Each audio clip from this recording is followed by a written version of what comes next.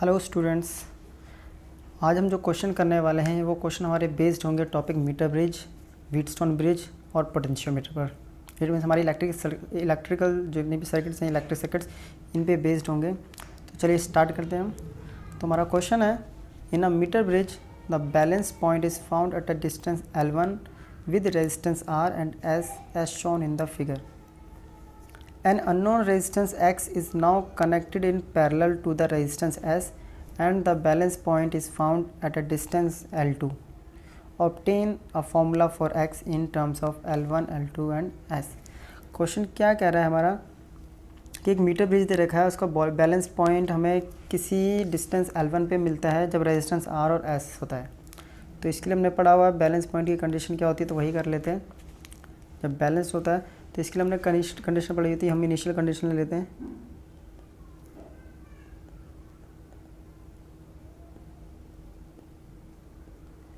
Balanced condition क्या कहता है ये रेजिस्टेंस हमारा R by S equal to होता है हमारा L अपॉन में L 100 माइनस L1। तो यहाँ L की जगह L1 है और यहाँ हो गया 100 माइनस L1। क्लियर। तो यहाँ से मैं R की वैल्यू निकाल लेता हूँ, L1 अपॉन में 100 माइनस L1 और इनटू में S इक्वेशन फर्स्ट। अब क्या कह रहा है कि एक अननोन रेजिस्टेंस X को हमने पैरेलल कनेक्ट किया है रेजिस्टेंस S के साथ। इट मीन्स कुछ ऐसे, ये वैल्यू हो गई X। क्लियर। तो अब इस कंडीशन में हमारा क्या होगा, रेजिस्टेंस फिर से वही कंडीशन लेंगे, लेकिन सबसे पहले हमारा क्या है, इससे क्या कर रहा है, when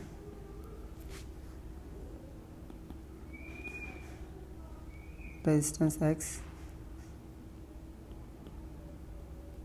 connected parallel with S।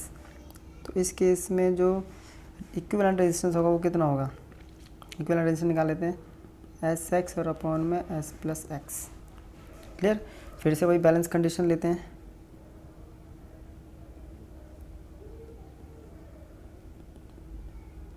इस बार S की जगह हमारा क्या हो जाएगा, ये इक्विवेलेंट रेजिस्टेंस। ठीक है। तो R अपॉन में SX अपॉन में S प्लस X और इक्वल्स टू लेंथ हो जाती है हमारी L2। ठीक है। और 100 माइनस L2। क्लियर।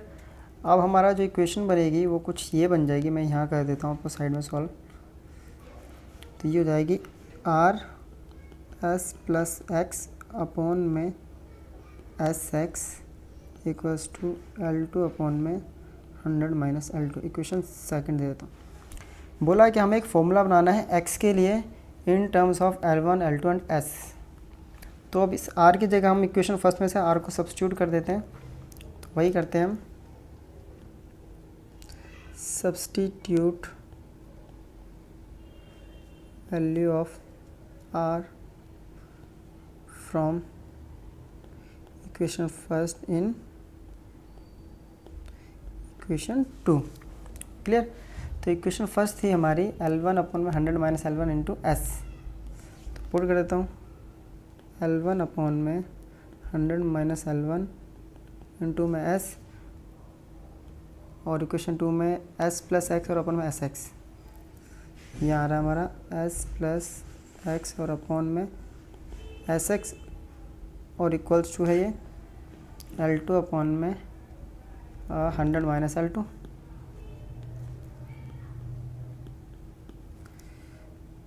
ये S से S ख़त्म। क्लियर। अब हमारे पास जो इक्वेशन बची है वो बची है सिर्फ L1 S plus X 100 minus L1 X equals to L2 upon में 100 माइनस L2। हमें X की टर्म में निकालनी है, तो L1 S ये X वाली टर्म जितनी भी मैं एक साइड छोड़ देता हूँ इसको, और बाकी टर्म को मैं इधर ले जाता हूँ।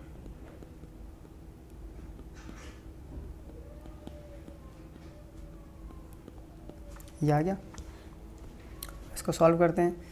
मैं X से S को डिवाइड कर देता हूँ और X को भी डिवाइड कर देता हूँ। मेरे पास आ जाएगी इक्वेशन कुछ ये।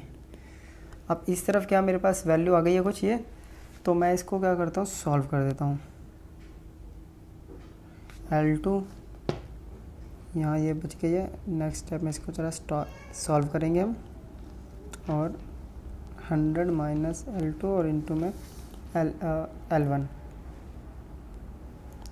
ये क्वेश्चन आ गया, कोई प्रॉब्लम नहीं।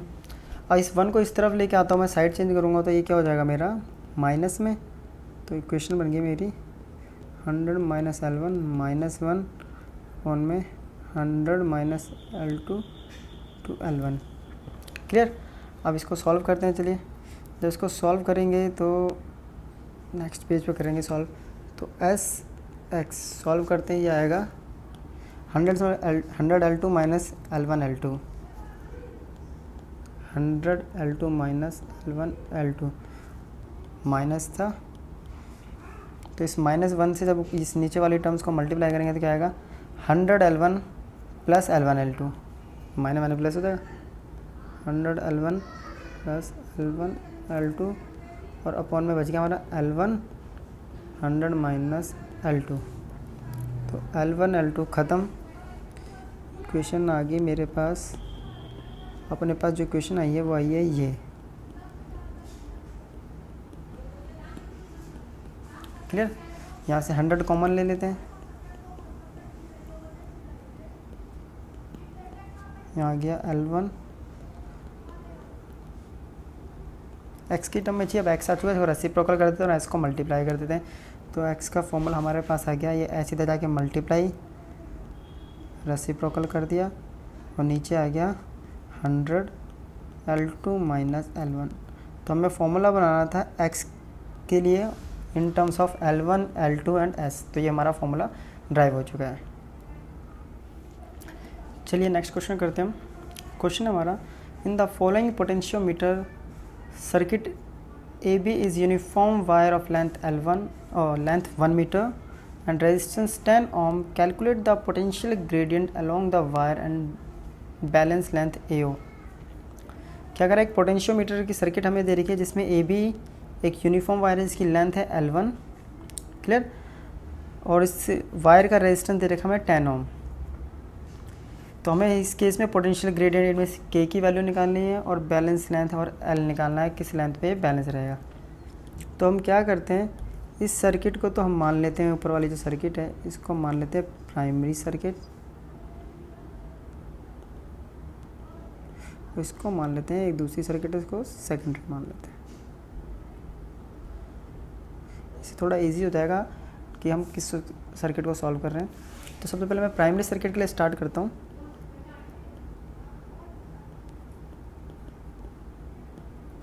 यहाँ पे ए बी की वैल्यू मुझे गिवन है 1 मीटर, ए बी की वैल्यू 1 मीटर गिवन है, और ए बी का जो रेजिस्टेंस है वो है 10 ओम, क्लियर, और ए ओ हमें गिवन है कितना एल, ये दे रखा है लास्ट में ब्रैकेट में एल, क्लियर है। अब मैं करंट निकालता हूँ, पहले ए बी में कितना करंट जा रहा है,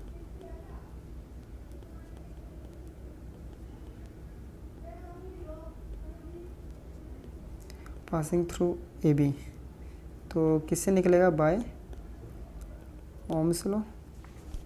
तो ohm's law equals to V equals to I R, तो I equals to V upon में आर, ये होता है फॉर्मूला।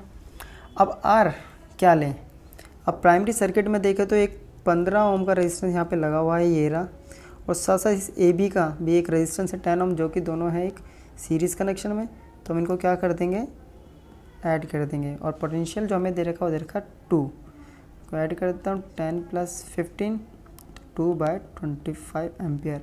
अगर इसको सॉल्व करते हैं पॉइंट में, अगर डेसिमल्स में कर देते हैं तो आएगा 0.08 यहाँ निकल गया हमारा ए बी के अलोंग करंट, क्लियर। तो आई ए बी कर देते हैं, इसको हो गया, आई ए बी निकल गया हमारा। अब मैं इसके अलोंग पोटेंशियल भी निकालता हूँ, ए बी वायर के अलोंग कि कितना पोटेंशियल ड्रॉप हो रहा है।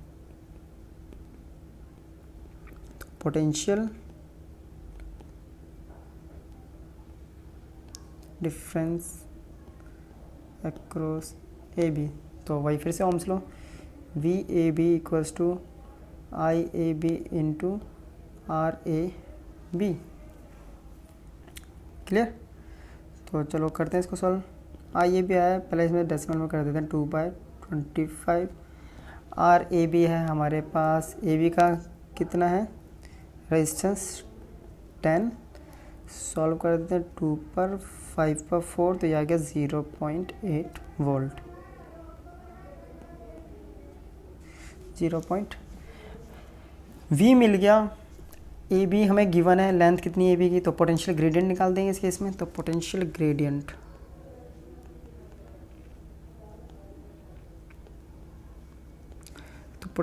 हमने फॉर्मूला पढ़ा V equals to K equals to V by L।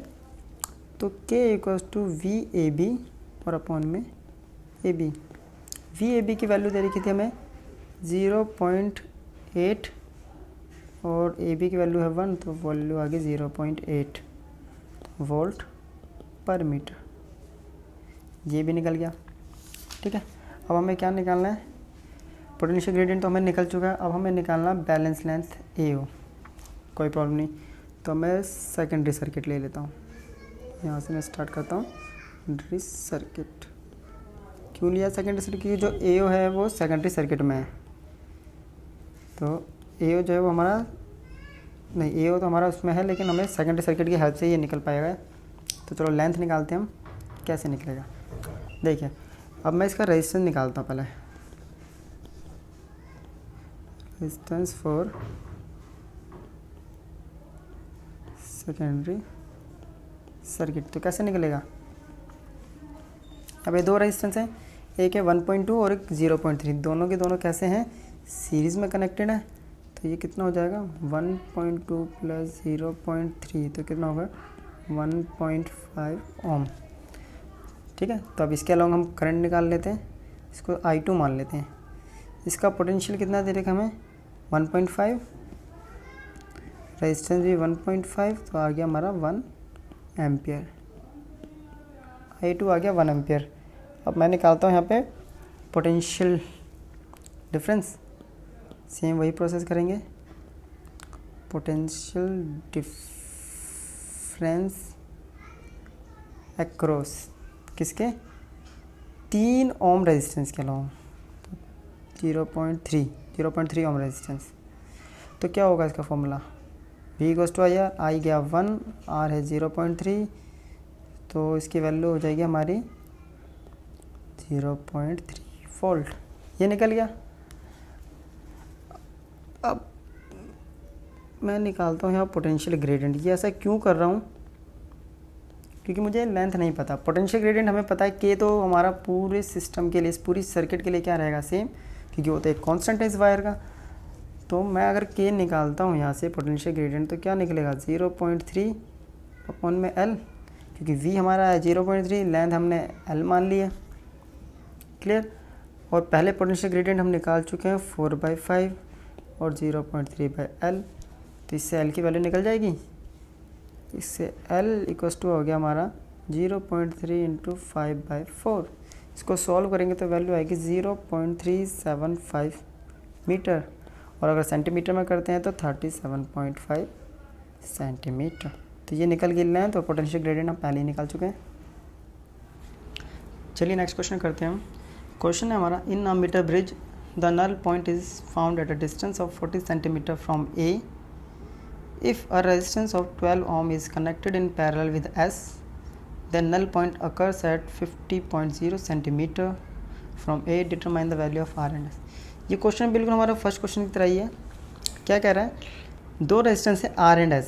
Initial condition में जब R एंड S, ये इनिशियल कंडीशन होगी, दूसरी कंडीशन बाद में करेंगे। R एंड S है, इस केस में नल पॉइंट हमें 40 सेंटीमीटर पे मिलता है। तो null point means balance condition. तो पहली बैलेंस कंडीशन क्या है हमारी,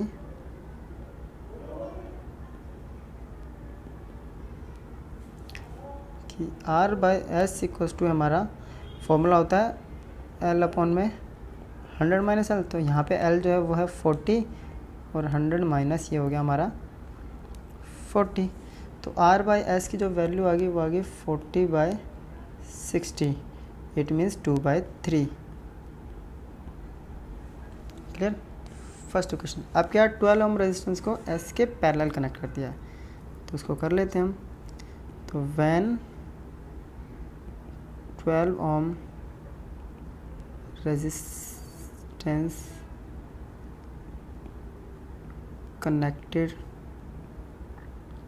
पैरेलल विद एस। तो यहाँ पे इक्विवेलेंट रेजिस्टेंस कितना हो जाएगा, फिर से 12S अपॉन में 12 प्लस एस ओम। फिर से बैलेंस कंडीशन ले लेते हैं इस केस में। तो बैलेंस्ड कंडीशन क्या होगी, बैलेंस कंडीशन आर एस की जगह कितना ले लेंगे, आर इक्विवेलेंट यानी 12S और अपॉन में 12 प्लस एस इक्वल्स टू, ये कितने पे से रख गया 50 पे, इसकी पोजीशन जो बता रही है वो बता रही है 50 अपॉन में 100 माइनस 50। सॉल्व करके हमारा राइट साइड आ जाएगा 1। तो वैल्यू आ रही है हमारे पास आर अपॉन में 12S और 12 plus S equals to 1। Clear. यहाँ से आर की वैल्यू निकाल लेते हो। आर की वैल्यू क्या आएगी 12S अपॉन में 12 प्लस एस। इक्वेशन आ गई सेकंड। एक इक्वेशन आ गई हमारे पास फर्स्ट और एक आ गई सेकंड। अगर इस सेकंड को हम फर्स्ट में पुट कर दें या दोनों को कंपेयर कर दें, सिंपली दोनों को यहाँ कंपेयर कर देते हैं from equation first and second. तो यहाँ से अगर आर की वैल्यू मैं क्या निकाल लूँगा, यहाँ से 2/3s। तो कंपेयर कर देते हैं दोनों को। तो from equation first and second value क्या आ रही है 2/3s इक्वल्स टू 12s और अपॉन में 12 प्लस एस। ये इससे गया 6, एस से एस ख़त्म। तो ये हो गया हमारे पास 12 प्लस एस इक्वल्स टू 18। तो एस की वैल्यू मिल गई हमें यहाँ पे 6 ओम। एस मिल गया हमें 6 ओम। अब इस एस को हम फर्स्ट इक्वेशन में पुट कर देते हैं। पुटिंग इन इक्वेशन फर्स्ट है हमारे पास 2/3s। तो आर आ गया 2/3 इंटू 6। तो आर की वैल्यू आ गई 4 ओम। हमें आर निकालना था, उसकी आर की वैल्यू होगी 4 ओम और एस निकालना था, एस की वैल्यू होगी 6 ओम। चलिए नेक्स्ट क्वेश्चन करते हैं हम। क्वेश्चन है हमारा a long uniform potentiometer wire A B is having a constant potential gradient along its length. The null points for the two primary cells of EMF E1 and E2 connected in the manner shown are obtained at a distance of 120 cm and 300 cm from the end A. Find first E1 upon E2 and second the position of null point for the cell E1. How is the sensitivity of a potentiometer increase? एक arrangement they रखा है हमें potentiometer का। इसमें क्या बोला है हमें, हमारे पास दो कंडीशन है अलग अलग। एक तो ये है, ये वाली, जब सेल को हमने क्या करा है एक सेम ऑर्डर में अरेंज किया है, और उस केस में हमें जो नल पॉइंट मिल रहा है वो 300 सेंटीमीटर पे मिल रहा है, 300 सेंटीमीटर। दूसरा केस जो है हमने सेल्स को करा अपोजिट मैनर में, ये वाला माइनस को माइनस से कर दिया जॉइन, तो इसके अंदर नल पॉइंट मिला 120 सेंटीमीटर पर। तो हमें E1 और E2 का रेशियो निकालना है। तो यही दो कंडीशन लेके हम चलेंगे। फर्स्ट कंडीशन, जब सेल्स को कैसा क्या है सेम ऑर्डर में,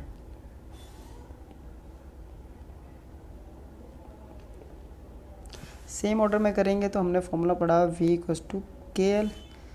तो E1 plus E2 sign convention से क्या हो जाएगा हमारा, L की वैल्यू है 300 के इक्वेशन फर्स्ट। अब दूसरा कंडीशन ले लेते हैं, सेल्स आर कनेक्टेड इन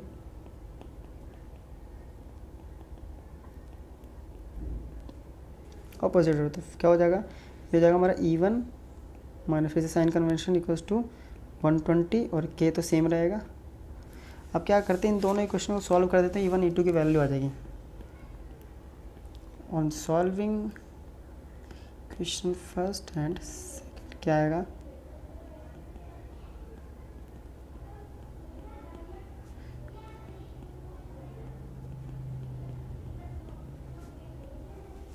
हो गया। ये इससे minus plus cancel, 2E1 equals to आ गया, ये मेरे पास आ जाएगा 420K। तो E1 आ गया 210K। E1 आ गया। अब इस E1 को मैं कहीं भी पुट कर देता हूँ किसी भी इक्वेशन में, तो मेरे पास E2 आ जाएगा। तो मैं फर्स्ट इक्वेशन में पुट कर देता हूँ।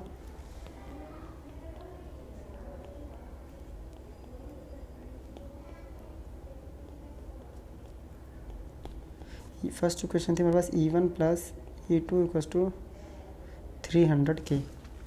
तो यहाँ E1 E2 को पुट करते हैं। E1 की वैल्यू कितनी आई है 210K plus E2 equals to 300K। तो E2 कितना आ गया हमारे पास, आ गया यहाँ पे 300K माइनस 200K, तो 90K निकल गया। और फर्स्ट पार्ट हमें निकालना है ratio E1 by E2। E1 है हमारे पास 210K, यह है 90K। K से K ख़त्म, 0 से 0, 3 के टेबल में 7 और 3, तो E1 बाई E2 तो आ गया हमारा 7/3। First part complete. सेकंड में कह रहा है position of null point for the cell E1, कोई प्रॉब्लम नहीं। तो E1 इक्वल्स टू है हमारे पास 210K, क्लियर, ये रहा, निकाला था हमने। और E1 इक्वल्स टू होता है हमारे पास KL, K से K ख़त्म, तो L की वैल्यू आ गई 210 सेंटीमीटर। तो दोनों पार्ट ख़त्म। अब फिर बोला है how is the sensitivity of potentiometer increase. ये आपको थ्योरी में पढ़ा हुआ है, फिर मैं बता देता हूँ किसी भी पोटेंशियोमीटर की सेंसिटिविटी कैसे इंक्रीज होती है। तो sensitivity of potentiometer can be increased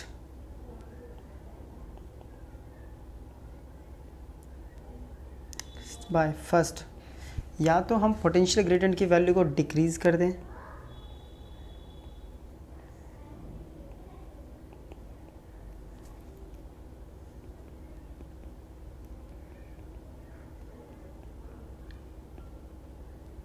या फिर सेकंड होता है अगर हम लेंथ को इंक्रीज कर दें।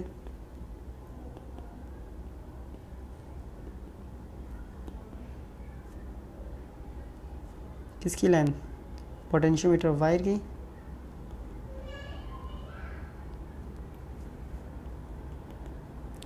और थर्ड होता है या फिर हम रेजिस्टेंस को इंक्रीज़ कर दें।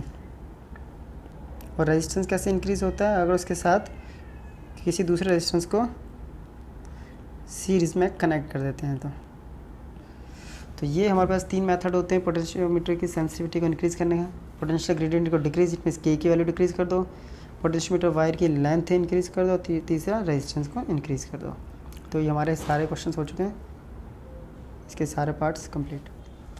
चलिए नेक्स्ट क्वेश्चन करते हैं हम। क्वेश्चन हमारा in a Wheatstone bridge arrangement the ratio arms P and Q are nearly equal. The bridge is balanced when R equals to 500 ohm. On interchanging P and Q, the value of R for balancing is 505 ohm. Find the value of X and the ratio of PY. Question कह रहा है कि एक Wheatstone bridge हमें दे रखा है, arrangement है, उसमें जो P and Q जो है वो नियरली इक्वल है। ब्रिज बैलेंस होता है जब R की वैल्यू होती है 500। फिर सेकंड केस क्या कह रहा है, अगर हम P और Q को इंटरचेंज कर देते हैं तो R की वैल्यू हो जाती है 505। इंटरचेंज मीन्स P की जगह Q और Q की जगह। तो पहला कंडीशन हम ले लेते हैं, पहले इनिशियल कंडीशन हम लेते हैं बैलेंस। तो इनिशियली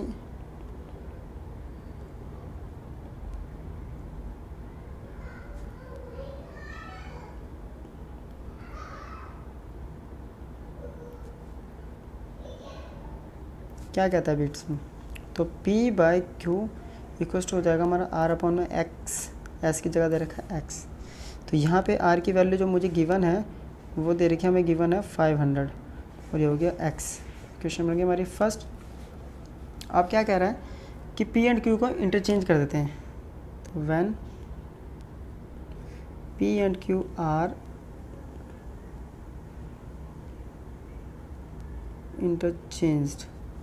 इंटरचेंज करते हैं तो R की वैल्यू चेंज होकर आती है 505 ओम। क्लियर, कोई प्रॉब्लम नहीं। तो P की जगह तो हो गया हमारा Q की जगह आ गया P। तो Q/P इक्वल्स टू आर की वैल्यू आ जाएगी 505 अपन में एक्स। इसको फिर रेसिप्रोकल कर देते हैं, P by Q equals to X अपन में 505। इक्वेशन बन गई सेकंड। तो first equation P by Q दे रखा, सेकंड इक्वेशन में पी बाई क्यू, तो दोनों कंपेयर कर देते हैं। तो from equation first and second, तो क्या दे रखा हमारा, एक तरफ तो दे रखा था हमारा 500 अपॉन में एक्स और दूसरी तरफ दे रखा था एक्स अपॉन में 505। तो यहाँ से एक्स स्क्वायर की वैल्यू आ गई हमारे पास 500 इंटू 505। तो एक्स की वैल्यू क्या आ जाएगी, रूट 500 इंटू 505। इसको जब सॉल्व करेंगे तो इसकी अप्रॉक्स वैल्यू आती है 502.5 ओम। यहाँ से निकल गई मैं एक्स की वैल्यू। क्लियर। और अब हमें बोला है कि P बाई क्यू का रेशियो भी निकालना है। इस x की वैल्यू को मैं फर्स्ट इक्वेशन में पुट कर देता हूँ, P बाई क्यू निकल जाएगा। तो substituting the value of x in equation first बोल रहा है कि P by Q equals to X upon में 500 अपॉन में x की वैल्यू पुट करते हैं 502.5, पॉइंट हटा देता हूँ यहाँ, 5 के टेबल से चला गया, ये 1005। ऊपर के तो 0 ऊपर लेके आया, फिर पॉइंट लगा देता हूँ, रेशियो हो जाएगा 1 अपॉन में 1.005। तो रेशियो क्या आ गया, पी रेशियो क्यू आ गया 1:005। तो ये आ गया हमारा रेशियो। एक्स की वैल्यू भी निकल गई और रेशियो भी निकल गया, तो क्वेश्चन हो गया कंप्लीट। चलिए नेक्स्ट क्वेश्चन करते हैं हम। क्वेश्चन है, figure shows 2 circuits each having a galvanometer and a battery of 3 volt. When the galvanometer in each arrangement do not show any deflection, obtain the ratio R1/R2। दो हमारे पास circuits दे रखी हैं, दोनों में एक में 3 वोल्ट की बैटरी लगा रखी है, एक में 1.20 वोल्ट की बैटरी ओम का गैल्वेनोमीटर लगा रखा है। ठीक है। तो हमें ये बताना है कि इस अरेंजमेंट में अगर गैल्वेनोमीटर कोई डिफ्लेक्शन शो नहीं करता है तो हमें R1/R2 मीन्स R1/R2 का रेशियो निकालना है, कितना आएगा। तो क्वेश्चन तो काफ़ी ईजी है। तो सबसे पहले हमें पता है कि ये डिफ्लेक्शन अगर शो नहीं कर रहा है, इट मीन्स ये बैलेंस कंडीशन है। तो सर्किट फर्स्ट के लिए स्टार्ट करते हैं हम। तो सर्किट 1 ले लेते हैं हम, लेफ़्ट वाली सर्किट 1 हो गई और राइट वाली हमारी सर्किट 2 हो गई। तो सर्किट 1 में बैलेंस कंडीशन क्या होती है,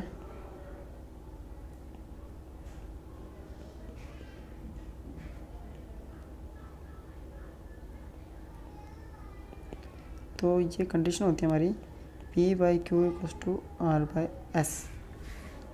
clear. It means 4/R1 equals to 6/9, it is 2/3।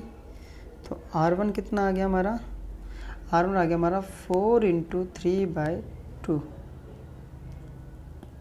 यह आ गया 2। तो R1 की वैल्यू हमारे पास आ गई, R1 आ गया यहाँ पे हमारे पास 6 ओम। अब सेम कंडीशन ले लेते हैं हम सर्किट 2 के लिए।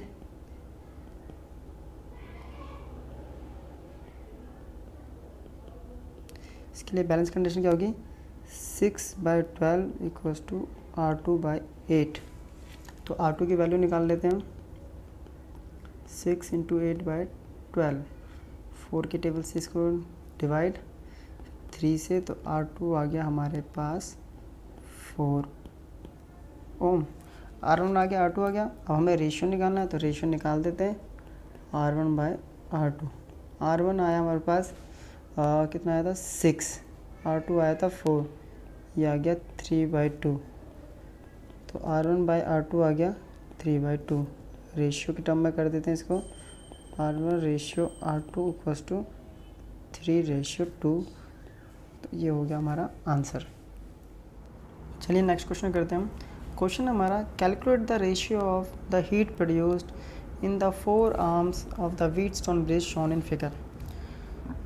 हमें एक व्हीटस्टोन ब्रिज दे रखा है, इसके हर आर्म में AB, BC, CD और AD इनके अलोंग हमें क्या निकालना है, हीट कितना प्रोड्यूस हो रहा है उसका रेशियो निकालना है।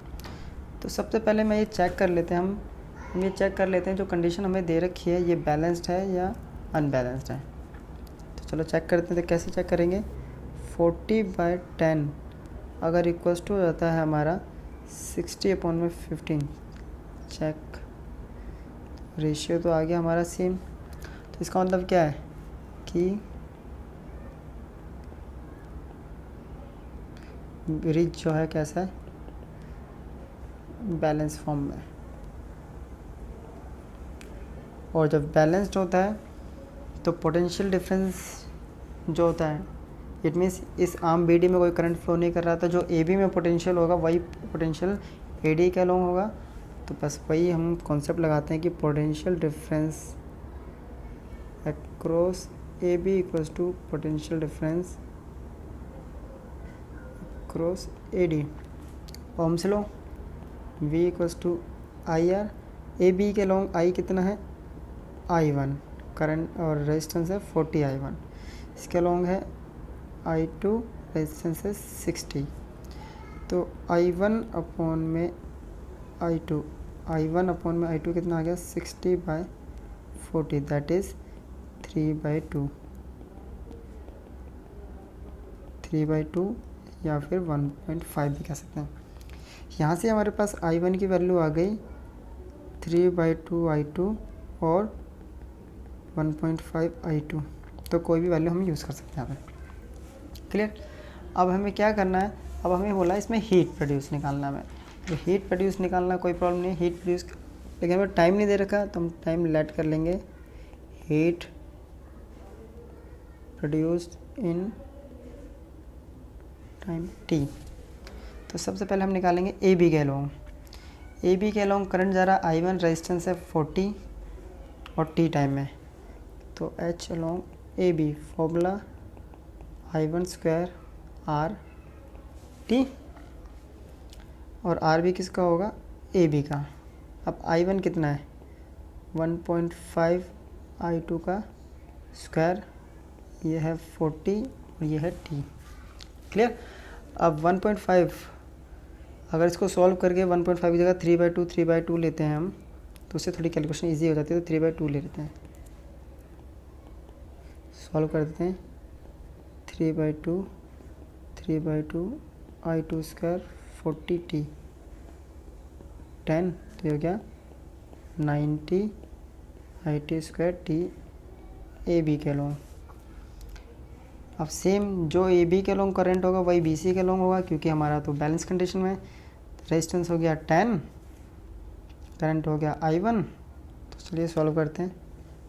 H ऑफ BC तो I1² RBC और T, ये है हमारा 3/2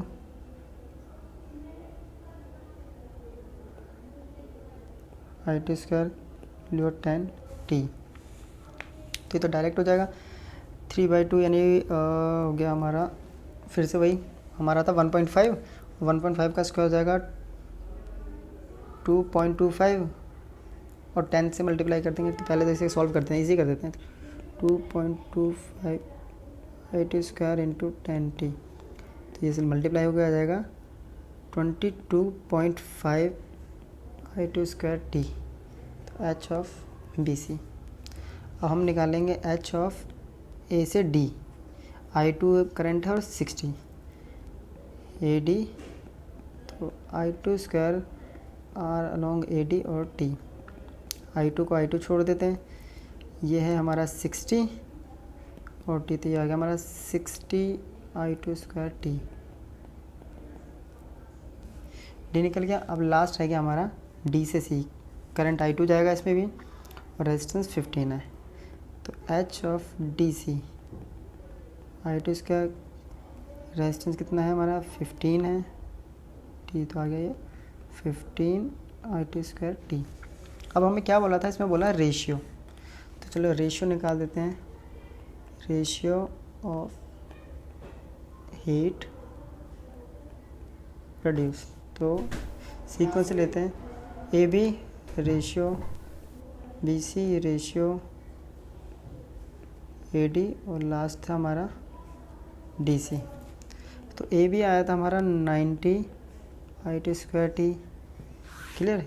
ये आया था हमारा 22.5 IT²T, फिर आया था हमारा 60 IT²T, और फिर आया था हमारा 15 IT²T। तो सबका तो I2² कैंसिल, वैल्यू आ गई 90, 22.5, 60, 15।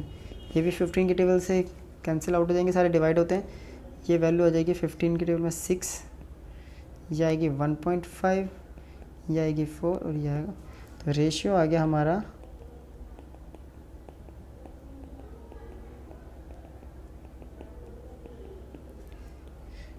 ये आ गया हमारा रेशियो, और रेशियो ही हमें पूछा था क्वेश्चन में, तो क्वेश्चन हो गया हमारा कंप्लीट। चलिए नेक्स्ट क्वेश्चन करते हैं हम।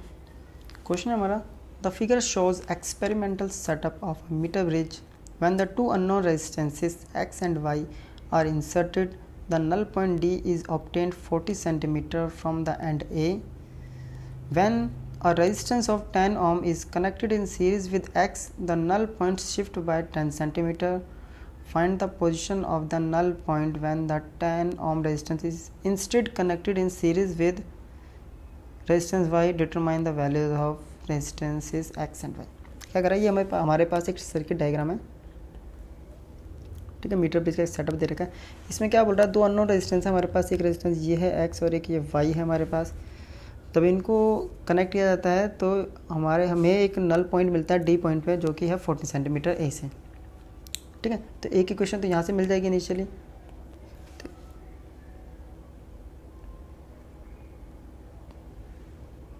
तो यहाँ से मैं कंडीशन ले लेता हूँ, बैलेंस कंडीशन। क्या होगी वो कि x अपॉन में y इक्वल टू फॉर्मूला होता है L अपॉन में 100 माइनस L। L कितना है 40, तो 100 माइनस 40 दैट इज़ 40/60, तो 2/3। यहाँ से x की वैल्यू आ जाएगी हमारे पास 2/3y, equation first, clear.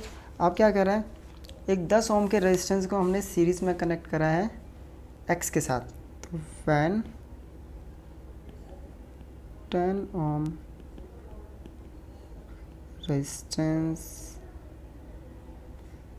is connected with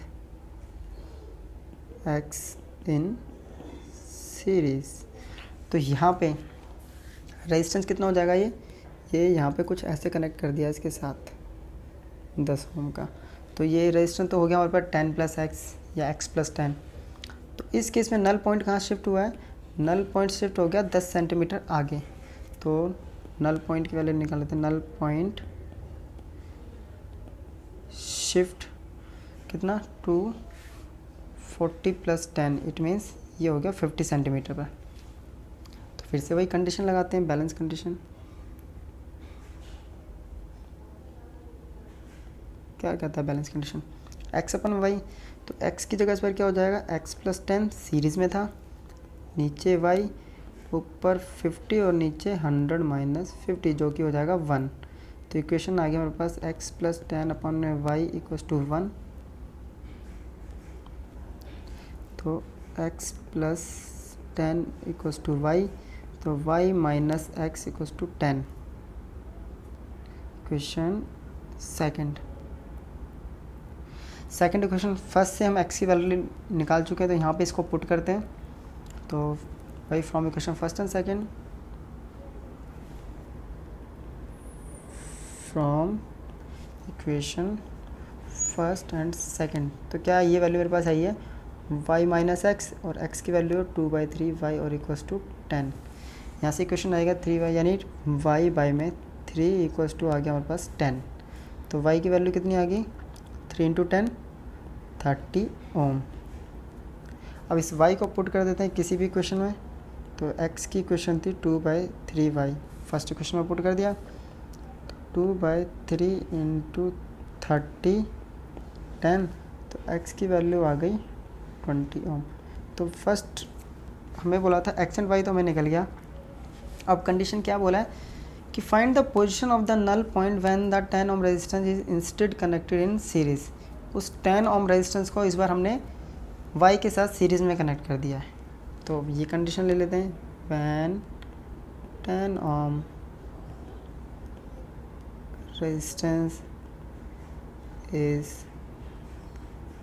connected in series with y।